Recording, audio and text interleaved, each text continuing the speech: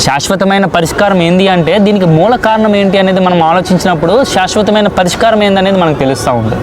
దీనికి మూల కారణం ఏంటంటే యావత్ హిందూ సమాజం యొక్క ఆరాధ్య దేవాలయాలు ఏవైతే ఉన్నాయో ఇవన్నీ కూడా గవర్నమెంట్ కంట్రోల్లో ఉండడం కారణంగా, అంటే ఎండోమెంట్స్ యాక్ట్ కారణంగా, ఎండోమెంట్స్ డిపార్ట్మెంట్ కారణంగా ఇంత అన్యాయం జరుగుతూ ఉంది అని చెప్పి ఎప్పటి నుంచో అందరు కూడా కొంతమంది బయటకు వచ్చి చెప్తా ఉన్నారు.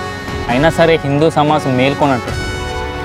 అంతర్వేది ఇష్యూ కావచ్చు, రామతీర్థం ఇష్యూ కావచ్చు, రీసెంట్గా జరిగినటువంటి టీటీడీ ఇష్యూ కావచ్చు, ఇవన్నిటికీ కారణం ఏంది అనేది మనం బాగా ఆలోచిస్తే కనుక ఎండోమెంట్స్ యాక్ట్ అనేది. గవర్నమెంట్కి అందరూ కూడా ప్రశ్నించండి.